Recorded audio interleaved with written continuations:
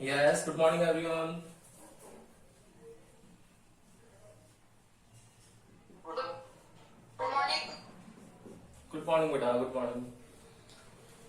देखो, हम लोगों ने कल चैप्टर नंबर 6 था हमारा इलेक्ट्रोमैग्नेटिक इंडक्शन ईएमआई, वो कंप्लीट कर लिया था। आज हम लोग अब चैप्टर नंबर 7 है अल्टरनेटिंग करंट, उस पर मूव करने वाले हैं। ठीक है ना। अगर चैप्टर नंबर 6 से रिगार्डिंग कोई भी डाउट है तो आप लोग पूछ सकते हो, अभी पूछो, है क्या कोई डाउट? यस और नो, जल्दी बोलो। No sir. चलो, तो चैप्टर नंबर 7 स्टार्ट करते हैं हम लोग, अल्टरनेटिंग करंट। देखो, सबसे पहले आप लोगों को इस अल्टरनेटिंग करंट को समझने के लिए डायरेक्ट करंट और एसी के बारे में बात करनी चाहिए। सबसे पहले DC which is direct current and AC alternating current, ये इंट्रोडक्शन पार्ट में है। सबसे पहले इस चैप्टर के इंट्रोडक्शन पार्ट में कि भाई एसी और डीसी क्या होता है, बच्चों को यही समझ में नहीं आता है। देखो, एसी और डीसी में फर्स्ट चीज डायरेक्ट करंट है। डायरेक्ट करंट का मतलब क्या है कि जितने भी इलेक्ट्रिक अप्लायंसेस जिनमें हम लोगों को करंट की सप्लाई देनी है, वो सारी की सारी सप्लाई जो होती है वो किसमें होती है? डीसी में होती है।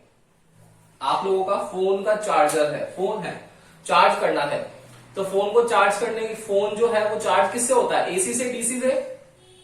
डीसी से होता है। लेकिन आपके माइंड में आएगा कि सर हाउस होल्ड सर्किट्स होते हैं, उनमें तो हम लोगों ने 10th क्लास में पढ़ा था कि एसी आती है हाउस होल्ड सर्किट्स में। बिल्कुल एसी आती है, वो आपके फोन के अंदर रेक्टिफायर्स लगे हुए होते हैं, वो एसी को डीसी में कन्वर्ट करते हैं, देन उसको चार्ज करते हैं। ठीक है ना। तो यहां पर ये इंपॉर्टेंट चीज है कि इलेक्ट्रिक अप्लायंसेज जो है मेनली, क्यों? क्योंकि अल्टरनेटिंग करंट जो होता है वो फ्लक्चुएट करेगा। अभी हम लोग देखेंगे कि अल्टरनेटिंग करंट तो फ्लक्चुएट करेगा। फ्लक्चुएट करने से पता पड़ा कि पावर सप्लाई जो मिल रही है इलेक्ट्रिक अप्लायंसेज को, वो कम ज्यादा और उसमें वो खराब हो गया। तो जितने भी इलेक्ट्रिक अप्लायंसेज उनको तो क्या चाहिए? डीसी चाहिए। लेकिन हाउस होल्ड सर्किट्स में क्या होना चाहिए? एसी आता है। तो डिवाइस में ही एसी को डीसी में कन्वर्ट करने के लिए एक ऐसी चीज लगाई जाती है जो कन्वर्जन कर दे। वो कन्वर्जन जो होता है वो रेक्टिफायर के जरिए किया जाता है। वो 14 चैप्टर में हम लोगों ने पढ़ा था, full wave rectifier, half wave rectifier, to convert AC into DC. Clear है? अब यहीं से स्टार्ट करते हैं। तो देखो, फर्स्ट है डायरेक्ट करंट। डायरेक्ट करंट क्या होगा? डायरेक्ट करंट में ग्राफ होता है जिसमें करंट जो है वो कॉन्टिन्यूसली फ्लो हो। देखो, कॉन्टिन्यूसली फ्लो हो रहा है विदाउट एनी फ्रीक्वेंसी। यहां फ्रीक्वेंसी जो होती है वो नहीं होती है, मतलब 0 हर्ट्ज फ्रीक्वेंसी नहीं होगी, स्ट्रेट लाइन आएगी। तो करंट की सप्लाई क्या है? डायरेक्ट है। लेकिन अल्टरनेटिंग करंट ऐसा नहीं होता है। अल्टरनेटिंग करंट कैसा होता है?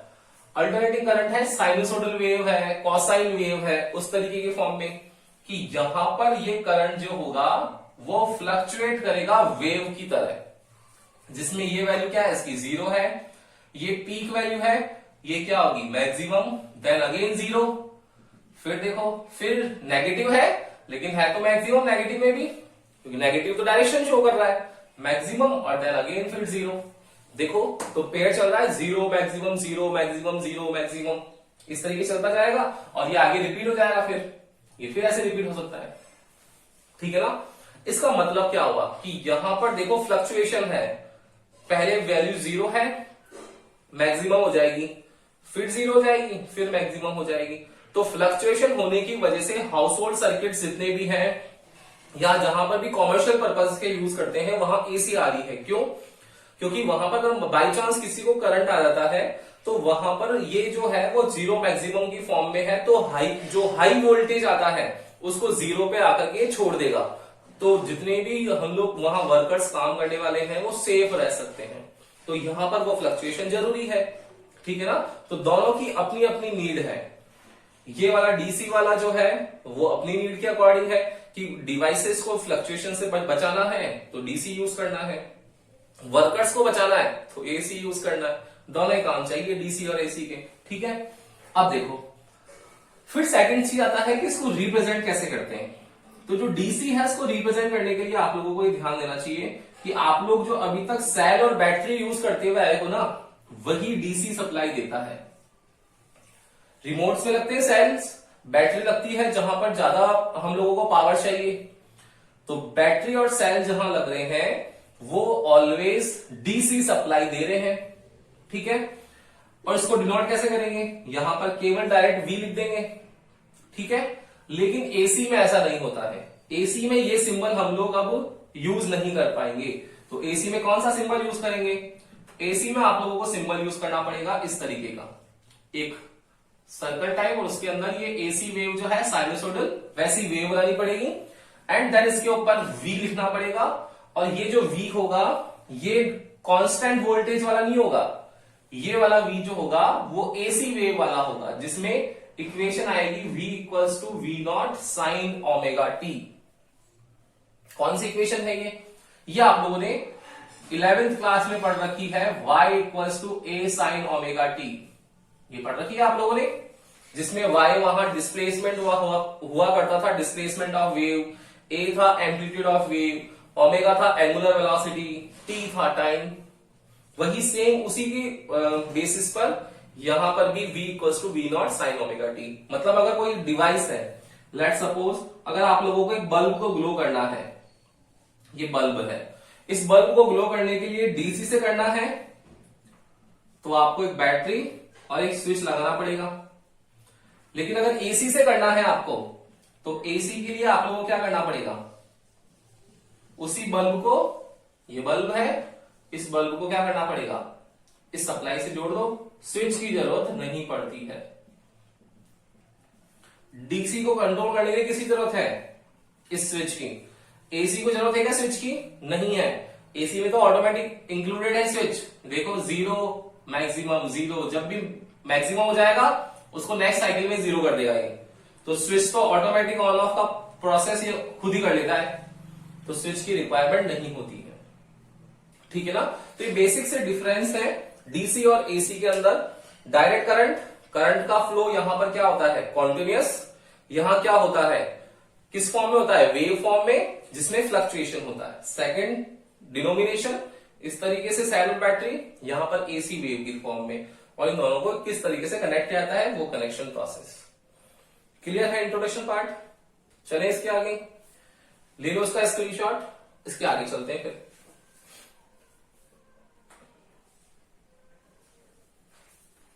ले लिया स्क्रीनशॉट। अब देखना नेक्स्ट है, चैप्टर के नेम से ही अब स्टार्ट करते हैं, अल्टरनेटिंग करंट। तो जब हम लोग वोल्टेज से अगर कनेक्ट कर देंगे तो वोल्टेज हो जाएगा अल्टरनेटिंग वोल्टेज, करंट से कनेक्ट कर देंगे तो अल्टरनेटिंग करंट हो जाएगा।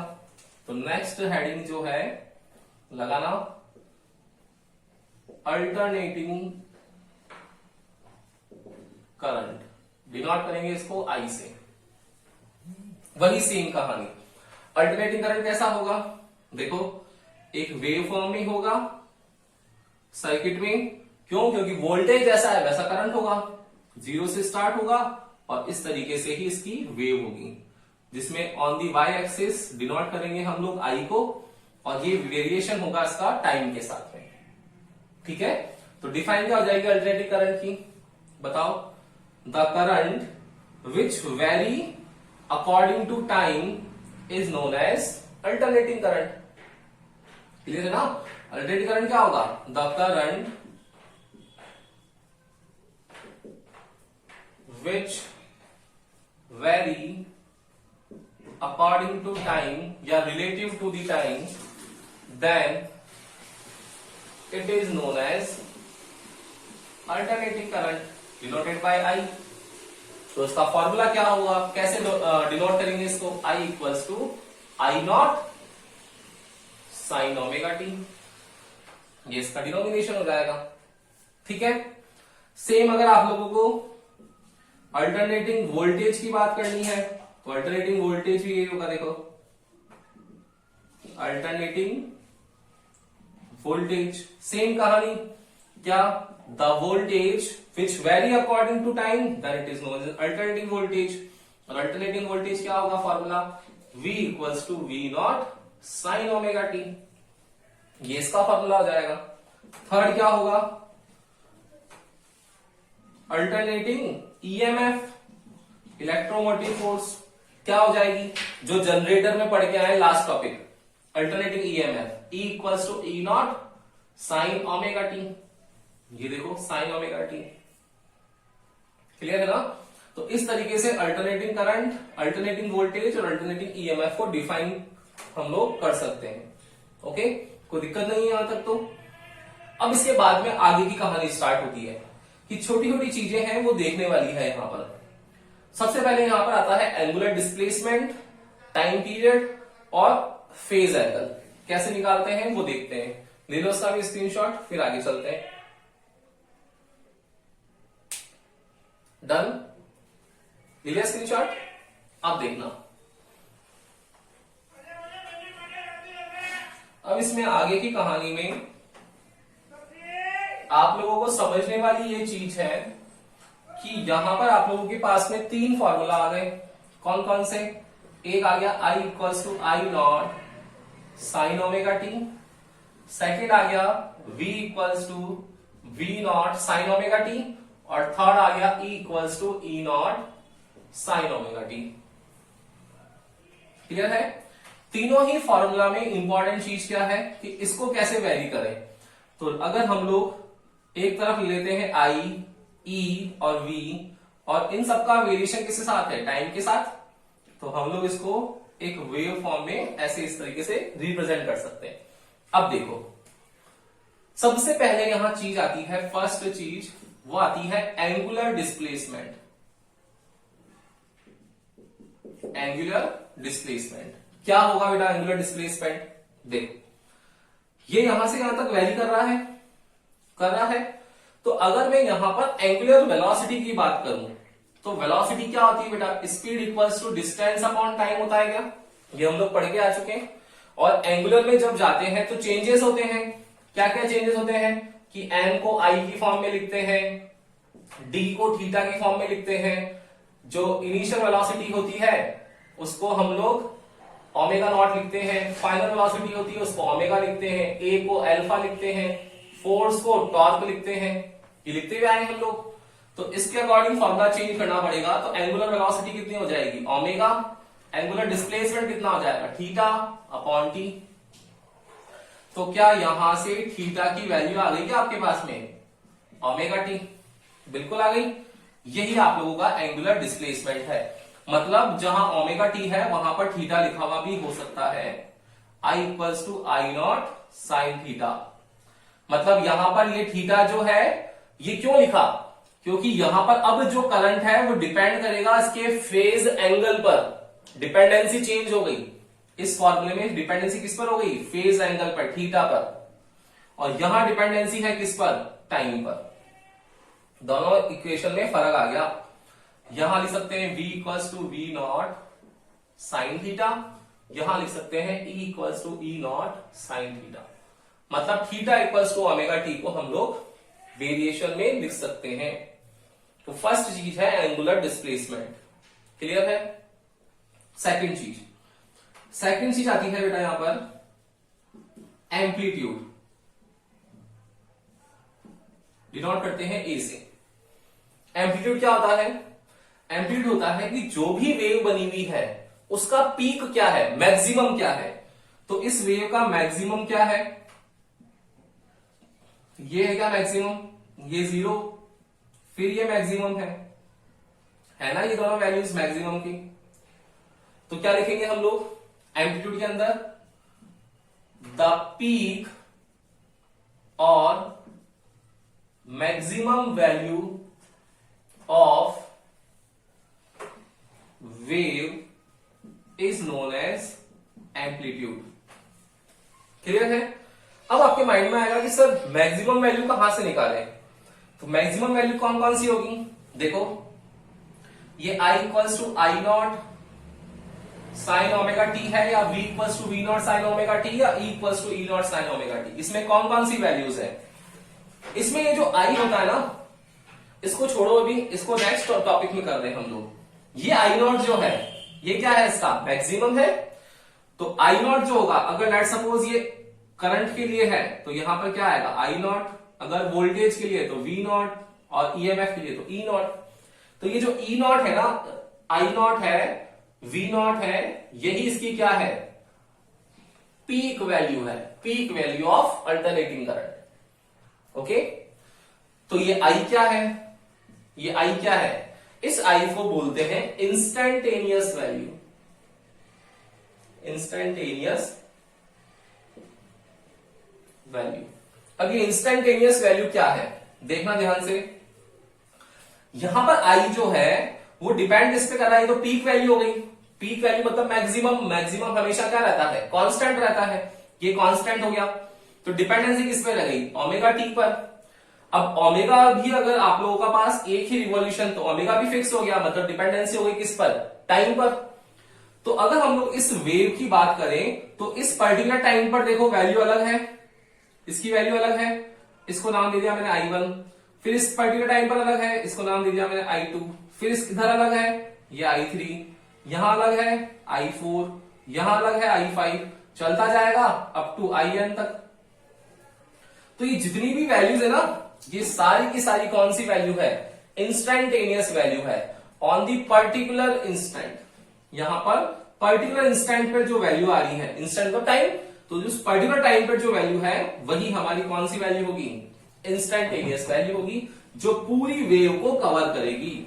और ये इंस्टैन्टेनियस वैल्यू किस पर डिपेंड होती है, किस पर डिपेंड कर रही है, यहां पर टाइम पर। क्लियर है ना, आया समझ में, ये भी बोलो क्लियर है, कोई दिक्कत नहीं है। अब आई जो है वो टाइम पे डिपेंड कर रहा है, तो थर्ड इंपॉर्टेंट टॉपिक आता है यहां पर टाइम पीरियड।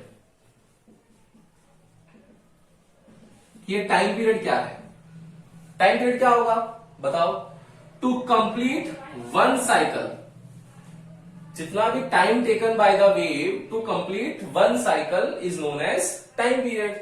ठीक है, क्या होगा, एक बार इसका ले लो स्क्रीनशॉट, फिर आगे चलते हैं। यहां तक समझ में आ गया ना, कोई दिक्कत है तो बोलो बेटा, कोई भी डाउट है तो। यस और नो?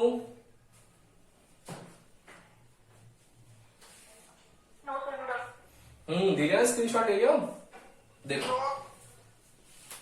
अब देखो, यस सर। अब टाइम पीरियड की बात करें हम लोग, तो टाइम पीरियड क्या होगा, अभी तक इनके अंदर क्या क्या सीख लिया कि ओमेगा टी को हम लोग थीटा लिख सकते हैं एंगुलर डिस्प्लेसमेंट की फॉर्म में। सेकंड चीज सीख ली हम लोगों ने, इसका आई नॉट, वी नॉट और ई नॉट जो है वो पीक वैल्यूज हैं। दो चीजें सीख ली। अब टाइम पीरियड पे मूव करते हैं। टाइम पीरियड क्या है,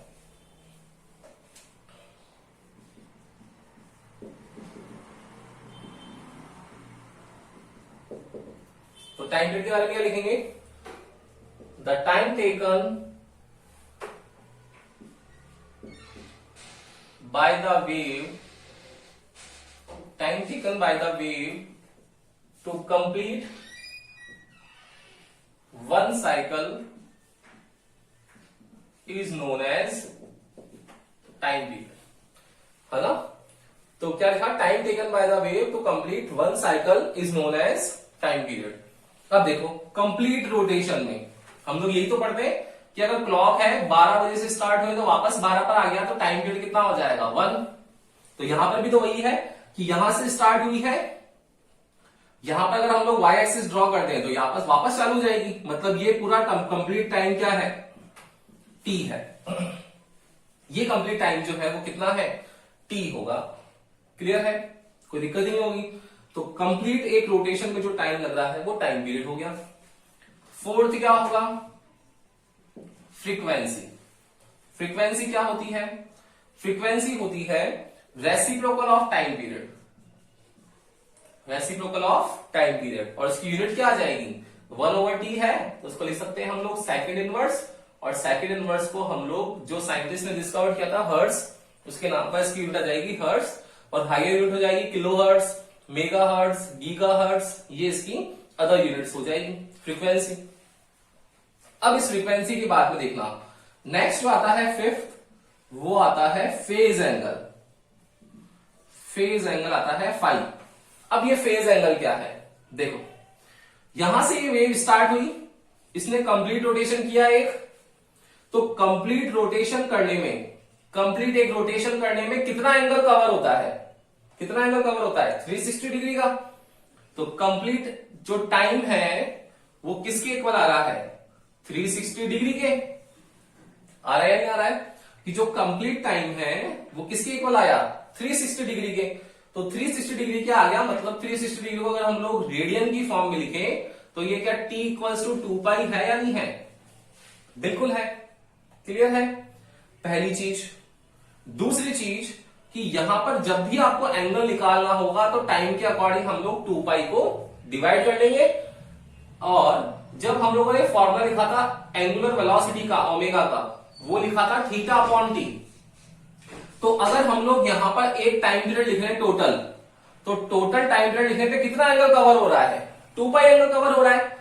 तो क्या एक ओमेगा का फॉर्मूला हो सकता है क्या 2π अपॉन टी? यस और नो? हो सकता है फॉर्मूला। देखो एंगल कितना है? 2π, टोटल टाइम कितना लगा? टाइम पीरियड के इक्वल टी के, तो omega equals to 2π upon T. और 1 अपॉन टी कितना होता है? एफ। तो इसका एक फॉर्मूला और हो सकता है 2πf। ठीक है ना? तो फेज एंगल जो होता है वो फेज एंगल क्या है? फेज एंगल है कि कंप्लीट वन साइकिल में कितना एंगल सबटेंडेड किया है वेव ने, वही एंगल 360 डिग्री है पूरा कंप्लीट वन साइकिल में। उसको रेडियन फॉर्म में 2π लिखा और उससे हम लोगों ने ये ओमेगा इक्वल्स टू 2π/t और 2πf का फॉर्मूला जनरेट कर लिया। तो फर्स्ट चीज हम लोगों ने पढ़ी थी एंगुलर डिस्प्लेसमेंट। सेकंड चीज हम लोगों ने पढ़ा था वहां पर उसके बारे में, वेव के बारे में, कि ओमेगा कैसे निकालें उसका। थर्ड था टाइम पीरियड, फिर पीक वैल्यू, इंस्टेंटेनियस वैल्यू, फिर फ्रीक्वेंसी, फेज एंगल। इस तरीके से ये 5 टॉपिक्स इंक्लूड कर रखे हैं। ठीक है। अब दूसरी चीज आपके माइंड में आएगी कि सर ये जो वेव्स होती है इनसे साइनसोइडल वेव ही कैसे बनती है, वो देखना पड़ेगा। तो उसका नेक्स्ट है फॉर्मेशन। ये डिफाइंस को एक बार ले लो स्क्रीनशॉट और फिर चलते हैं उन पर। ये बेसिक है, स्टार्टिंग है इस चैप्टर का, इंपॉर्टेंट है। किस पर्पज से? कि टॉपिक से वर्ड्स आएंगे आप लोगों के आगे काम में। डायरेक्ट हम लोग वर्ड्स यूज करेंगे तो उस टाइम समझ में आना चाहिए कि हाँ ये चीज ये होती है। ठीक है।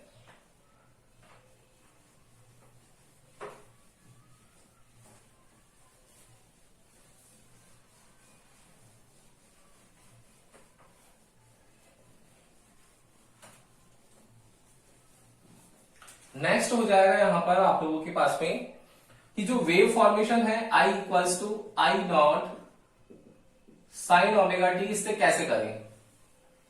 इस इक्वेशन में क्या हो रहा है? बिकॉज जो इंस्टेंटेनियस वैल्यू है I, ये डिपेंड कर रही है किस पर? डिपेंड्स ऑन t पर, टोटल टाइम t पर। और वेव जो है उस वेव को हम लोग कितने पार्ट्स में डिवाइड कर सकते हैं? देखो ये हम लोगों ने जब ड्रॉ किया था तो इस वेव के अंदर कितने पार्ट्स थे? ये 0 से स्टार्ट हुआ है 1, ये तो 0 को है तो काउंट नहीं करेंगे। ये फर्स्ट पोर्शन इसका, फर्स्ट, ये सेकंड, ये थर्ड और ये फोर्थ। मतलब इस टोटल टाइम को अगर हम लोग टाइम पीरियड t ले लें तो उसको हम लोग 4 पार्ट्स में डिवाइड कर सकते हैं और एक का 4th पार्ट में डिवाइड करना है। तो 1/4 पोर्शन देखो कितना कितना होगा। फर्स्ट होगा t/4, सेकंड हो जाएगा कितना? t/4 और ऐड हो जाएगा तो t/2, इसमें t/4 और ऐड हो जाएगा तो 3t/4, इसमें 3t/4 और ऐड हो जाएगा तो टोटल आ जाएगा t। तो उस टोटल टाइम को हम लोगों ने डिवाइड कर लिया। तो ये डिवाइड हो गया किसका? टाइम पीरियड का। तो अब फेज एंगल का कितना होगा? फेज एंगल भी निकाल सकते हैं हम लोग। क्यों? क्योंकि फेज एंगल कितना था? t equals to 2π। देखो यहां t/4 है तो t/4 के लिए यहां कितना आएगा? 2π/4 करेंगे, मतलब कितना एंगल सबटेंडेड होगा? π/2। फिर t/2 चाहिए तो कितना एंगल सबटेंडेड होगा? पाई। फिर 3t/4, यहां पर 3/4 करेंगे तो देखो 3/4 से कितना आ गया? 3π/2, ये 3π/2 और टोटल t से कितना आ रहा है? 2π। ये एंगल सबटेंडेड हो गए। π/2 मतलब 90, पाई मतलब 180, ये 270 और ये 360। तो 90 डिग्री पर t/4 सबटेंडेड होगा, 180 पर t/2, 270 पर 3t/4 और वहां पर t। अब कैसे बनती है वेव? देखो I equals to I naught sine omega t है। क्या इस इक्वेशन को हम लोग ये भी लिख सकते हैं क्या? I equals to I naught sine omega की वैल्यू लिखी थी अभी अभी मैंने 2 pi by t multiply by t. देखो लिख सकते हैं। अब ये जो टी है ये टोटल टाइम के इक्वल है टी के, तो यहां वैल्यू लिखो आप लोग और वैल्यूज निकालते जाओ। तो फर्स्ट वैल्यू क्या आएगी, स्मॉल टी। स्मॉल टी की वैल्यू कितनी है बेटा, t/4। ये t/4 रख दिया मैंने। तो जब t/4 पर वैल्यू आएगी तो कितने आएगी, i equals to I naught sine 2 pi by t multiply by t/4। इस t को t से चेंज कर लिया, ये π/2, तो कितना आ गया, i equals to I naught sine 90, और साइन 90 कितना होता है 1, मतलब ये 1 हो जाएगा, तो i कितना बच जाएगा, आई नॉट के इक्वल, ये आई नॉट आ गया।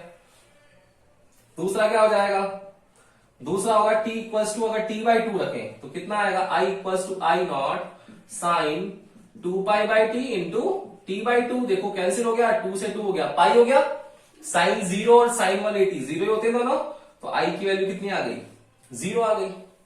अगर थर्ड बात करें हम लोग तो t कितना है 3t/4, कितना हो जाएगा 3t/4 रखेंगे तो i equals to I naught sine 2 pi by t, और ये 3t/4 कितना होगा, इस t से t कैंसिल हो गया, ये 2, तो कितना आ जाएगा i equals to I naught sine 3 pi by 2, और साइन 90 कितना होता है 1, तो साइन 270 कितना हो जाएगा -1, ये -1 होते ही कितना आ जाएगा, i equals to minus I not.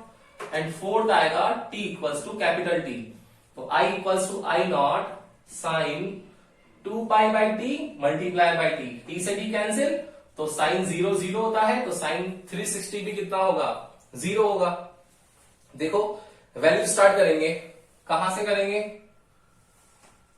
ये रहा i की वैल्यूज 0 से स्टार्ट कर रहे हैं, तो 0 पे 0 ही है। अब जब t/4 आएगा तो उसको टोटल टाइम में डिवाइड करो, t/4, ये t/2, 3t/4 और कंप्लीट टाइम t। t/4 पर i कितना आ गया, मैक्सिमम आई नॉट, ये चला गया मैक्सिमम, ये रहा आई नॉट।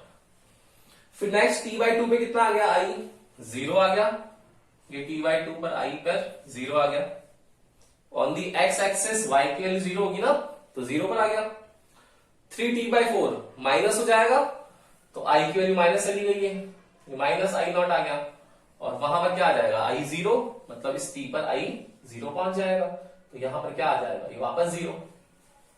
देखो इस तरीके से नोटेशन हो गया।